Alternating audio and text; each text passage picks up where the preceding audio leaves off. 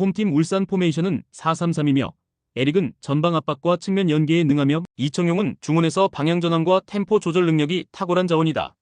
보야니치는 박스 근처에서의 유기적인 패스 플레이로 상대 수비 라인을 무너뜨리는 데 핵심 역할을 맡고 있다. 조현우, 서명관, 조현택이 동아시아컵 대표팀 소집으로 결장하지만 공격 템포와 빌드업 리듬은 꾸준히 유지되고 있다.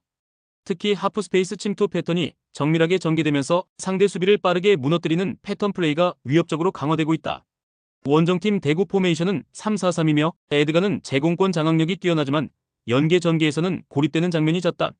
정치인은 이선에서 전방으로의 침투 타이밍을 노리지만 전환 속도에서 아쉬움을 드러내고 있으며 세징야는 개인 돌파는 여전하나 전체적인 템포 주도권을 쥐기에는 부담이 크다.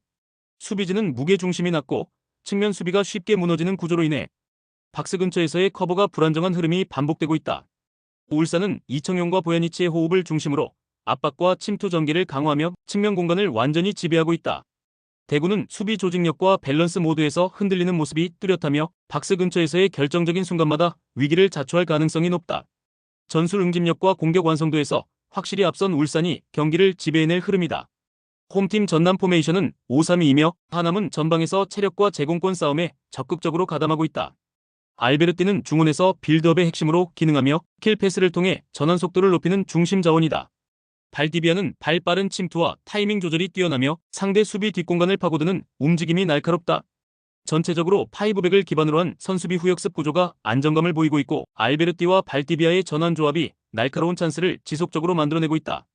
원정팀 경남 포메이션은 4-3-3이며 카릴 은 좌측에서 볼 운반에 가담하나 공간 활용이 제한적이다. 마세도는 이선에서의 전개 능력은 갖췄지만 전방과의 연계 빈도가 낮으며 브루노 코스타는 전개 속도에 비해 마무리 시도가 단조롭다는 한계가 있다. 특히 전방 압박이 다소 느슨하게 형성되며 중원에서 공 소유권을 쉽게 내주는 장면이 많다. 수비라인은 상대 침투에 대비한 커버 밸런스가 흔들리며 하프라인 이후의 공간 노출이 빈번하게 발생하고 있다. 전남은 수비적인 안정 위에 후방 빌드업과 속공 타이밍까지 잡아가며 점점 경기 운영에 정교함을 더하고 있다. 반면 경남은 커버 라인의 조직력이 흔들리며 역습 대응이 늦어지는 상황이 반복되고 있다. 알베르티의 패스와 발디비아의 침투가 이어지는 한 전남이 경기 흐름을 주도할 가능성이 매우 높다. 홈팀 부산 포메이션은 3-4-3이며 곤잘로는 장신 피지컬을 활용한 포스트 플레이에 집중하고 있다. 페시는 좌측에서 볼 운반을 시도하지만 중앙 침투는 적으며 이동수는 볼키핑보다는 측면 대기 형태가 강한 자원이다. 공격 패턴은 곤잘로의 머리를 향한 단순한 롱볼 투입에 편중되어 있으며 리영직의 부상으로 인해 중원에서 템포 조절과 방향 전환이 원활하지 않다. 전체적으로 전방 흐름이 단조롭고 다양한 공격 시나리오 없이 단순 반복되는 구조가 이어지고 있다. 원정팀 성남 포메이션은 4-4-2이며 후이즈는 박스 안 움직임은 날카롭지만 연계 플레이보다는 피니시 비중이 높은 자원이다. 신재원과 사무엘은 인버티드 드리블을 통한 이선 침투를 반복하고 있지만 전개 패턴이 단조로워지고 있어 상대 수비 라인을 무너뜨리기에는 힘이 부족하다. 교체 자원 중에도 드라마틱하게 흐름을 바꿔줄 만한 전력은 많지 않으며 기본적인 공격 설계가 지나치게 1차원적으로 정착되어 있는 흐름이 반복되고 있다. 부산과 성남 모두 공격 루트가 단순하고 변화의 폭이 좁은 팀이다. 후반 체력 저하 이후에도 교체 자원이 공격의 활기를 불어넣을 가능성은 낮으며 전체적인 경기 양상은 루즈하고 답답한 흐름 속에서 양팀 모두 실마리를 찾지 못할 가능성이 높다. 전술적 균형과 심리적 안정지향이 강해지는 흐름 속에서 무승부 흐름을 유력하게 고려해야 할 타이밍이다. 홈팀 수원 삼성 포메이션은 4-3-3이며 일류첸코는 포스트 플레이와 박스 안 위치 선정이 뛰어난 자원이다. 세라핌은 좌측에서 돌파와 컷백에 능하며 파울리뇨는 우측에서 볼 운반과 측면 침투 모두를 소화할 수 있다. 양쪽 측면에 풀백과 윙포워드가 동시에 배치되며 수적 우위 속에서 크로스 타이밍을 잡아내는 전술이 안정화된 모습이다. 변성환 감독 체제 아래 조직력의 결속도가 높고 상대 약점을 빠르게 공략하는 맞춤형 압박이 돋보인다. 원정팀 충북 청주 포메이션은 3-4-3이며 가브리엘은 측면에서 단독 전개를 시도하지만 연계 플레이는 제한적이다. 페드로는 제공권보다는 침투 중심의 움직임이 많고 김영원은 전방에서 공간 활용보다는 후방 지원에 집중하는 성향이다. 측면 윙백 한 명만으로 수비 공간을 커버하고 있어 좌우 하프 스페이스에서 쉽게 흔들리는 구조를 반복 중이다. 김길식 감독이 새롭게 부임했지만 아직 전술적인 색깔이 완전히 자리 잡지 못했고 선수단과의 전술 싱크가 낮은 편이다. 수원 삼성은 좌우 측면에서 수적 우위를 적극적으로 활용하며 전개 속도와 마무리 완성도에서 한층 안정감을 보여주고 있다. 반면 충북 청주는 감독 교체 이후 흔들리는 조직력과 측면 수비 구조로 인해 실점 위험이 지속되고 있다. 측면 전개 중심의 흐름에서 수원이 압도적으로 유리한 전개를 이어갈 가능성이 높다.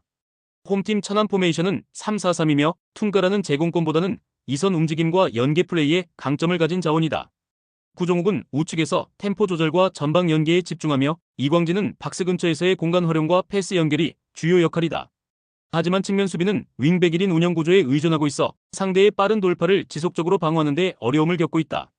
특히 후반으로 갈수록 윙백의 체력 저하가 뚜렷하며 뒷공간 노출과 크로스 대응이 느려지는 장면이 반복되고 있다. 원정팀 화성 포메이션은 4-4-2이며 루아는 전방에서 위치 선정을 통해 찬스 타이밍을 만들어내는 타입이다. 김병호는 좌측 측면에서 돌파와 컷백 모두 위협적인 움직임을 보여주고 있으며 전성진은 이선에서 전환 속도를 끌어올리는 핵심 자원이다. 특히 김병호의 측면 돌파는 상대 수비를 단독으로 무너뜨릴 수 있는 파괴력을 갖추고 있고 공간을 열어주는 전성진의 오프 더볼 무브먼트와의 조합이 안정적인 크로스 루트로 이어지고 있다. 화성은 수비적인 라인 유지 또한 견고하며 전반적으로 조직력이 흔들리지 않고 일관된 템포를 유지하고 있다.